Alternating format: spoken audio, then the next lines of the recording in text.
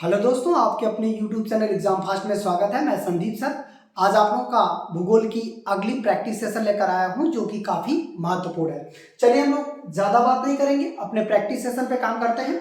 तो आते हैं, ये देखिएगा क्वेश्चन है जिसको आप प्रयास करिए हल करने का, और फिर इसके बाद हम लोग उस पर क्लियर करेंगे कि किस तरह से इस पे क्वेश्चन पूछे जा रहे हैं। ठीक है, तो चलिए हम लोग आते हैं, जो है इसके क्वेश्चन की बात करते हैं। यहां पर हो जाएगा कि मध्य भारत में टिक्का किसका उत्पाद है। टिक्का याद रखिएगा एक प्रकार की वनस्पति है, एक प्रकार की वनस्पति। इसका मतलब है कि जो वनस्पति टिक्का है वो किस तरह के मानसून में पाए जाते हैं। एक चीज ध्यान रखिएगा, यहाँ पर है आर्द्र उष्णकटिबंधीय सदाबहार। भारत में ये इस प्रकार की वनस्पतियां पाई जाती है जहां 200 सेंटीमीटर से अधिक वर्षा होती है, वहां पर इस तरह की वनस्पतियां पाई जाती है। और जिसमें अंडमान निकोबार है, भारत के कुछ तटीय क्षेत्र भी हैं ये, और पूर्वी भारत है। अब आते हैं उष्णकटिबंधीय आर्द्र जो है पतझड़ जो वन होता है, ये देखिए आर्द्र पतझड़, यहाँ पर भी एक अच्छा खासा बारिश होती है। उष्णकटिबंधीय जो है वन होते हैं जो भारत में सबसे ज्यादा यही पाए जाते हैं। उष्णकटिबंधीय वन जो है भारत में क्या होते हैं, सर्वाधिक मात्रा में इसी तरह का वन पाए जाते हैं। याद रखिएगा सर्वाधिक वन। उष्णकटिबंधीय वन को हम लोग मानसून भी वन कर सकते हैं, मानसून वन, और इसे उष्णकटिबंधीय अर्ध सदाबहार भी वन करते हैं। ये है पर्वतीय वन। तो जो टिक्का इस तरह की जो वनस्पतियां हैं या वनस्पति है वो पाई जाती है उष्णकटिबंधीय आर्द्र। याद रखिएगा क्वेश्चन बहुत इंपॉर्टेंट है। यदि क्वेश्चन दिया कि टिक्का वनस्पति किस तरह की वनस्पतियों में पाए जाते हैं, जैसे मेघालय हुआ, मिजोरम हुआ, थोड़ा घने वाले क्षेत्र है, मतलब कि ऐसे क्षेत्र हैं जहां पे झाड़ियां घने आकार बनाती हैं, उसे टिक्का वन कहते हैं। अब क्लियर हो गया। भारत की अधिकांश जो है कहां पर दिखाई देते हैं, ये अधिकांश पूर्वी भारत में दिखाई देते हैं। पूर्वी भारत जैसे आपका मेघालय, मिजोरम, इन जगहों पर एक घना जो वन होता है उसे टिक्का वन कहते हैं। ठीक है, तो चलिए हम लोग थोड़ा सा मैप पे देख लेते हैं टिक्का वन। तो यहाँ पर देखिएगा मैप पे जो बातें करता है, टिक्का वन देखिए यहाँ पर पाया जाता है जिसे हम लोग बोलते हैं टिक्का वन। याद रखिएगा टिक्का वन, टिक्का वन जो है यहाँ पर है, मिजोरम में है, असम में थोड़ा सा है। ऐसे जगह पर जहाँ पे झाड़ियों के साथ वन होते हैं, मतलब ऐसे वन जो काफी सघन होते हैं, उसी को हम लोग बोलते हैं टिक्का वन। ठीक है, यह हमारे पूर्वी भारत में ऐसा देखा जाता है। कभी कभी आयोग दे देगा कि टिक्का वन भारत के किस हिस्से में देखे जाते हैं, ये पूर्वी भारत में देखे जाते हैं। अब क्लियर हो गया, चलिए और आगे बढ़ते हैं। यहाँ पर देखिएगा चंदन का पेड़, याद रखिएगा चंदन एक काफी महत्वपूर्ण है, जो कि एक पौधा चंदन जो शीतलता प्रदान करता है। शीतलता, आप लोग सुने होंगे कि इसमें सांप भी काफी अधिक मात्रा में रहते हैं, जहरीले सांप। और ये जो है किस तरह की वनस्पति में आता है, सदाबहार वनस्पति, टुंड्रा, रेगिस्तान, उष्णकटिबंधीय पर्णपाती। मतलब जो चंदन है वो किस तरह की वनस्पति में आता है, तो याद रखिएगा ये उष्णकटिबंधीय पर्णपाती वन में आते हैं। अधिकांश चंदन, भारत में सबसे ज्यादा चंदन कहाँ पे होता है, कर्नाटक, आंध्र प्रदेश। आप देखेंगे कर्नाटक, आंध्र प्रदेश में आप सबसे ज्यादा चंदन की खेती होती है, और फिर आपका थोड़ा सा तमिल वाला भाग है तमिलनाडु, और इसमें कर्नाटक सबसे आगे है चंदन के उत्पादन में, या चंदन का जो पौधा या लकड़ी को इकट्ठा करने में। और आपने एक फिल्म भी देखी होगी पुष्पा, पुष्पा फिल्म में जो है चंदन की लकड़ी को ही दिखाया गया था अवैध व्यापार किस तरह से हो रहा है। तो साउथ भारत की फिल्म थी जिसमें आपको आंध्र प्रदेश, तमिलनाडु और कर्नाटका वाले क्षेत्रों को जो है वहां पर दर्शाया गया था। तो इस चीज को ध्यान रखिएगा कि चंदन भारत में जो है इसी सभी राज्य में होते हैं। चलिए इसको मैप पे देख लेते हैं। याद रखिएगा ये उष्णकटिबंधीय पर्णपाती वन है जो कि इस तरह वाले क्षेत्र में पाया जाता है। हालांकि उष्णकटिबंधीय पर्णपाती वन आपके मध्य प्रदेश में भी है थोड़ा, क्योंकि इस तरह के वन तो भारत में सबसे ज्यादा पाए जाते हैं। भारत में सर्वाधिक क्षेत्र में पाए जाने वाले वन होते हैं जो पर्णपाती वन कहलाते हैं। लेकिन जो चंदन है, प्रॉपर चंदन की बात करें तो इसका सबसे बड़ा जो क्षेत्र है वो कर्नाटक है, इतना आपको याद रखना है। फिर चंदन का जो सबसे बड़ा क्षेत्र आपका कर्नाटक है। कर्नाटक के बाद आपका जो है कह सकते हैं आंध्र प्रदेश हो जाएगा। आंध्र प्रदेश के बाद आपका तमिलनाडु हो जाएगा। इसका मतलब है कि ये सभी चंदन के जो है उत्पादन क्षेत्र माने जाते हैं। और आगे बढ़ते हैं, अच्छे से समझते जाइएगा। क्रिकेट बैट का बीलो, ध्यान रखिएगा, क्रिकेट जो बल्ला होता है, जो बैट होता है, ये किस लकड़ी से बनता है? तो बीलो लकड़ी से जो है ये बनता है। अब बात आती है कि ये लकड़ी उष्णकटिबंधीय वन है, वर्षा प्रचुर वन है, पतझड़ी वन है, या संकुल वृक्ष वाले वन है। बीलो जो है एक हल्की लकड़ी होती है, और ये हल्की लकड़ी जो है कह सकते हैं शंकुधारी वन में पाए जाते हैं। शंकुधारी वन मतलब बीलो नामक जो हल्की लकड़ी होती है वो किस तरह के वन में पाए जाते हैं? तो शंकुधारी वन में इस तरह की लकड़ियां पाई जाती हैं। ये बहुत ही इंपॉर्टेंट है। शंकुधारी वन ये कहाँ दिखाई देते हैं हमें? तो आप देखेंगे जो हिमालयी क्षेत्र है, जैसे आप यहाँ से लेकर हिमाचल प्रदेश से लेकर उत्तराखंड, इधर जो है सिक्किम, भूटान वगैरह, अरुणाचल, यहीं पे जो है कौन सी लकड़ियां पाई जाती है? बीलो लकड़ियां पाई जाती है। और बीलो से क्रिकेट का बल्ला बनाया जाता है। क्रिकेट का बल्ला बनाया जाता है। इतना आपको याद रखना है कि जो क्रिकेट का बल्ला बनाया जाता है ये किस तरह की लकड़ी से बनाया जाता है? तो बीलो नामक लकड़ी से क्रिकेट का बल्ला बनाया जाता है। एक महत्वपूर्ण जो है माना जाता है। और याद रखिएगा, इसको एग्जाम में भी कई बार क्वेश्चन पूछा हुआ है। भारत में ऐसे पूछेगा कि यह बीलो नामक लकड़ी कहाँ पर देखी जाती है? प्रायद्वीपीय भारत, प्रायद्वीपीय भारत शब्द लगाएगा तो दक्षिण भारत होगा, पश्चिम भारत, पूर्वी भारत, या उत्तरी हिमालयी क्षेत्र। तो बीलो नामक लकड़ियां जो हल्की होती हैं, बल्ला बनाने के लिए होती हैं, ये देखिए उत्तरी हिमालयी क्षेत्र में ये लकड़ियां जो है हम लोगों को देखने को मिलती हैं। अब क्लियर हो गया? तो ये देखिए, इसको हम लोग उत्तरी हिमालयी क्षेत्र भी बोल सकते हैं। हिमालयी क्षेत्र ये हो जाएगा, ये क्षेत्र आपका बीलो नामक लकड़ियां मतलब हल्की लकड़ियों के लिए जाना जाता है। चलिए, इसके बाद हम लोग आते हैं, यहाँ पर कह रहा है विनसर का जंगल। विनसर का जंगल जो है ये भारत के किस प्रदेश में, केंद्र शासित प्रदेश में अवस्थित है? मध्य प्रदेश, हिमालय प्रदेश है, या हिमाचल इसको हम लोग कह सकते हैं, ठीक है। और फिर इसके बाद लक्षद्वीप है या उत्तराखंड है। तो इसका सही आंसर क्या हो जाएगा? उत्तराखंड। जो विनसर का जंगल है ये लंबी लंबी लकड़ियों के लिए जाना जाता है, लंबी लकड़ियों के लिए। और ये लकड़ियां जो है हम लोगों को, इस तरह के जंगल की लकड़ियां हम लोगों को कहाँ मिलती हैं? उत्तराखंड में जो है ये दिखाई देती हैं, जो कि एक महत्वपूर्ण स्थान रखता है विनसर का जंगल, ठीक है। ये कहाँ पे है? यहाँ पे है उत्तराखंड में। उत्तराखंड में कौन सा जंगल पाया जाता है? विनसर का जंगल पाया जाता है। विनसर का जंगल ये उत्तराखंड में पाया जाता है। ये लंबी लकड़ियों के लिए जो है प्रसिद्ध है। ये आपका उत्तराखंड है।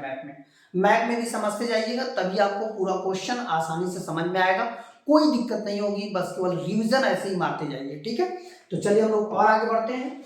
ये सभी क्वेश्चन बहुत इंपॉर्टेंट है। अब आते हैं, कौन सा राज्य मुख्य घाटी? मुख्य घाटी मतलब होता है शांत घाटी, और हम लोग इसे इंग्लिश में बोलते हैं साइलेंट वैली। शांत घाटी को साइलेंट वैली भी बोला जाता है। ये उष्णकटिबंधीय वन यहाँ पर मिलते हैं। ये वन कहाँ पर, किस राज्य में है? गोवा में है, केरल में है, कर्नाटक में है, या तमिलनाडु? तो ये क्या हो जाएगा? केरल में साइलेंट वैली है। यहाँ पर तो एक जीव भी माना जाता है, मकाकू। मकाकू जीव के लिए बहुत ही चर्चा में रहता है साइलेंट वैली, ठीक है। जो शांत घाटी है वो मकाकू जीव के लिए काफी चर्चा में रहता है। ये भी आपकी परीक्षा में पूछा गया सवाल है, जो लगातार आपकी परीक्षाओं में इससे पूछे जा रहे हैं। तो ये हो गया। चलिए हम लोग और आगे बढ़ते हैं। इसको थोड़ा सा देख लीजिएगा। ये कर्नाटक के नीचे वाला जो भाग है ये केरल, इसे हम लोग पश्चिम घाट भी कह सकते हैं, लेकिन पश्चिम घाट में जो केरल वाला हिस्सा है, जो केरल वाला हिस्सा है उसी जगह जो है शांत घाटी है, शांत घाटी। तो याद रखिएगा ये केरल वाले हिस्से में जो है शांत घाटी है। चलिए और आगे बढ़ते हैं। इनमें से किस जंगल को, जंगल के पौधे की जो जड़ें होती हैं वो पानी में होती है, मतलब ये वर्ष भर पानी में हो सकती हैं, वर्ष भर। तो जब वर्ष भर पानी में होती है तो ये किस तरह के जंगल होते हैं? मैंग्रोव वन होते हैं, उष्णकटिबंधीय पर्णपाती वन होते हैं, कटीले वन या झाड़ियां होती है, चीड़ वन होते हैं। याद रखिए इसमें तो सबसे कम वर्षा होती है, कम जल होता है सबसे कम, इसी वजह से कटीले हो जाते हैं। ये मानसून से होते हैं, जैसे मानसून जैसे आएगा ये हरा भरा हो जाएंगे। जो मैंग्रोव वन होते हैं, याद रखिएगा पश्चिम बंगाल में जो मैंग्रोव वन पाए जाते हैं, पश्चिम बंगाल में, यदि इनका प्रॉपर बात किया जाए मैंग्रोव वन का, तो ये वन आपके लिए काफी महत्वपूर्ण ये माना जाता है कि यही वन ऐसे हैं जो वर्ष भर इनकी जड़ें जो है कह सकते हैं जल में होती हैं और इन्हें सुंदरी वृक्ष कहा जाता है। यहाँ पे वृक्ष कैसा पाया जाता है, जो कि लगातार एसएससी 10+2 में पूछा है कि सुंदरी वृक्ष भारत में कहाँ देखे जाते हैं। तो सुंदरी वृक्ष मैंग्रोव वनस्पतियों में देखे जाते हैं। ये वनस्पतियां या तो पश्चिम बंगाल जो सुंदरबन डेल्टा है, या तो गुजरात का कच्छ है, तमिलनाडु है, आंध्र प्रदेश है, थोड़ा बहुत केरल में है। मतलब सब मिलाकर समुद्र तट के किनारे जो भी वनस्पतियां पाई जाती हैं, जो समुद्र के अंदर होती हैं, उनकी कुछ जड़ें, उन्हें क्या बोला जाता है, मैंग्रोव कहा जाता है। अब क्लियर हो गया। तो चलिए हम लोग मैप पे भी थोड़ा सा देख लेते हैं। याद रखिएगा जो पश्चिम बंगाल का ये वाला भाग है, यहाँ पर कौन सी वनस्पति पाई जाती है, मैंग्रोव। भारत में सबसे ज्यादा मैंग्रोव वनस्पति, ये देखिए मैंग्रोव वनस्पति, भारत में सबसे ज्यादा मैंग्रोव वनस्पति फर्स्ट नंबर पर कौन है, आपका पश्चिम बंगाल है सबसे ज्यादा। सेकेंड नंबर पे कौन है मैंग्रोव वनस्पति में, तो ये आपका हो जाएगा गुजरात। थर्ड नंबर पे कौन है, तमिलनाडु। फोर्थ पर कौन है, आंध्र प्रदेश। तो इसका मतलब है कि आपको 4 क्रम याद रखना है। पहले पर पश्चिम बंगाल, भाई देखिए सुंदरबन डेल्टा तो भाई तो सबसे बड़ा है, आप लोगों को पता है सुंदरबन डेल्टा। सुंदरबन डेल्टा जो है ये विश्व का सबसे बड़ा डेल्टा है। तो बताइए ये किस वृक्ष के लिए जाना जाता है, तो यहाँ पर कौन सा वृक्ष होता है, सुंदरी वृक्ष। सुंदरी वृक्ष जो है ये तो मैंग्रोव ही वनस्पति तो है सुंदरी वृक्ष, जो कि सुंदरबन डेल्टा के लिए जाना जाता है। ये बहुत ही इंपॉर्टेंट डेल्टा ये जो है माना जाता है, ठीक है। तो ये हो जाएगा आपका एक महत्वपूर्ण टॉपिक। फिर हम लोग आते हैं भारत के निम्न राज्यों में से किस राज्य में रबड़ का, यहाँ पर देखिए रबड़ का उत्पादन पूछ रहा है, नहीं करता है कर्नाटक, तेलंगाना, केरल और तमिलनाडु। तो रबड़ उत्पादन में आप देखेंगे कि जो साउथ इंडिया वाला भाग है, ये देखिए ऐसे करके हम लोग देखें तो ये देखिए रबड़ उत्पादन में साउथ इंडिया। यदि हम लोग साउथ इंडिया को देखें तो यहाँ पर आपका रबड़ उत्पादन में केरला जो है, इसके अलावा ये वाला जो तट वाला भाग है, जैसे ये तमिलनाडु वाला भाग है, ये आपका कर्नाटक वाला जो भाग है, ये देखिए कर्नाटक। तो इसका मतलब है कि कर्नाटक, केरला और तमिलनाडु होता है, यहाँ पर देखिए नहीं होता है। ये क्वेश्चन पूछ रहा है नहीं होता है, क्वेश्चन को थोड़ा सा ध्यान दीजिएगा, नहीं वाला बात कर रहा है। तो यहाँ पर क्या हो जाएगा, केरला में भी हो जाएगा, कर्नाटक में भी हो जाएगा और तमिलनाडु में भी हो जाएगा, ठीक है। अब आते हैं इसको मैप पे भी पहले ही बनाकर बता दें कि ये तेलंगाना बीचों बीच आता है, जो समुद्र तट पे नहीं है, तो यहाँ पर नहीं होगा। अब आगे देखते हैं, अगला क्वेश्चन है कि निम्न में से कौन सा भारत का एक प्रमुख चाय उत्पादक, याद रखिएगा चाय उत्पादन की बात यदि किया जाए तो सबसे ज्यादा असम करता है। भारत में चाय का सबसे बड़ा उत्पादक राज्य जो है असम है, लेकिन यहाँ पर असम नहीं है, असम ऑप्शन में है ही नहीं। जब असम ऑप्शन में नहीं है तो कोई दूसरा ऑप्शन देखा जाएगा। तो आंध्र प्रदेश ये नहीं हो जाएगा, पश्चिम बंगाल, उड़ीसा, महाराष्ट्र। तो इसका सही आंसर क्या होगा, पश्चिम बंगाल। जानते हैं जो पश्चिम बंगाल का जो दार्जिलिंग है, दार्जिलिंग जो है इसी को ये चाय के लिए जाना जाता है। और पहला जो जीआई टैग मिला था, जीआई टैग तो वो किसको मिला था, जीआई टैग जो भारत का पहला मिला था तो दार्जिलिंग के चाय को ही मिला था। और ये कहाँ पे है, ये आपका पश्चिम बंगाल, आपको वेस्ट बंगाल में स्थित है, ठीक है। तो यहाँ पर ये क्वेश्चन आपको समझना चाहिए, यहाँ से क्वेश्चन एग्जाम में आते हैं लगातार, चाहे वो पुलिस हो, एसआई हो, एसएससी हो या आपका किसी भी एग्जाम में यहाँ से क्वेश्चन बनते हैं। इस प्रैक्टिस को आप लगातार करते रहिएगा, तभी आप जो है लगातार बस देखते भी रहेंगे तो भी क्वेश्चन क्लियर होता चला जाएगा।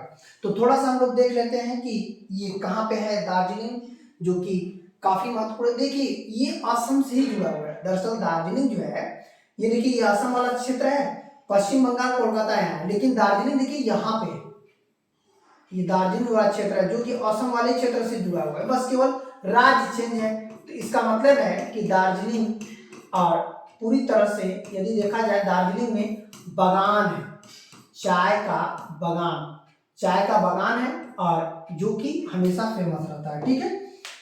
अब आते हैं कि निम्नलिखित में से किस क्रांति को तिलहनों के उत्पादन के लिए उत्पन्न है।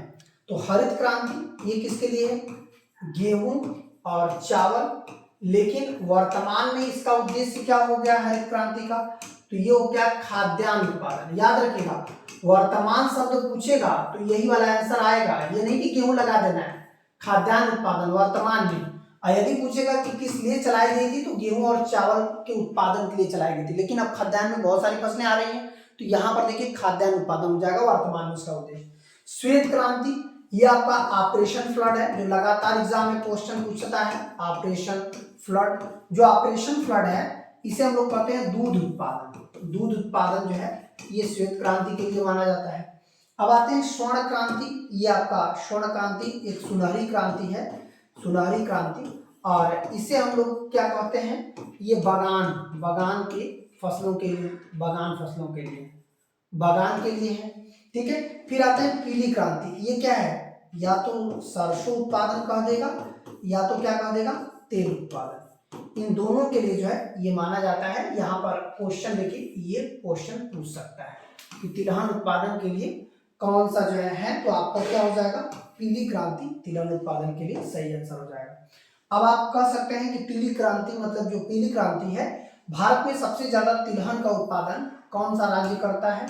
यदि हम लोग तिलहन की बात करें तो तिलहन के लिए आपका आरजी मतलब राजस्थान सबसे ज्यादा जो है उत्पादन करता है। फिर इसके बाद आप देखेंगे राजस्थान के बाद मध्य प्रदेश है, मध्य प्रदेश के बाद देखिए पहला दूसरा उत्तर प्रदेश है।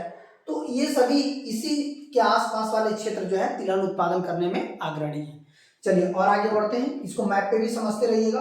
खरीफ की फसलों के लिए किस तरह का मौसम की आवश्यकता होती है, मतलब खरीफ जो फसल है उसमें कैसा मौसम होना चाहिए, गर्म और नम, गर्म और शुष्क, ठंडा और नम और ठंडा और शुष्क। तो याद रखिएगा जो खरीफ की फसल होती है ये मूलतः जून में बुआई होती है और अक्टूबर में इसकी कटाई हो जाती है। तो उस समय आप देखेंगे कि वातावरण में नम होना, नम मतलब होता है वर्षा, वर्षा होना बहुत जरूरी है। यहाँ तक कि वो पौधे ऐसे होते हैं उनको गर्म की भी आवश्यकता होती है। इसका मतलब हो गया कि गर्म और नम वाला जो भाग होता है ये मौसम बनाता है खरीफ की फसल के लिए। ठीक है, रबी की फसल के लिए पूछ देगा तो ये हो जाएगा आपका कि कम तापमान होगा, ठीक है, और हल्की बारिश होगी, बहुत ज्यादा बारिश की आवश्यकता नहीं है। तो ये होता है। और आप जायद की फसल के लिए तापमान अधिक होगा और जल की आवश्यकता भी अधिक होगी। तो चलिए आज इतना ही, अगले सेशन में हम लोग मिलेंगे। ऐसे एग्जाम फास्ट फैमिली को आप लोग प्यार देते रहिए और अंत तक जुड़े रहने के लिए बहुत बहुत धन्यवाद।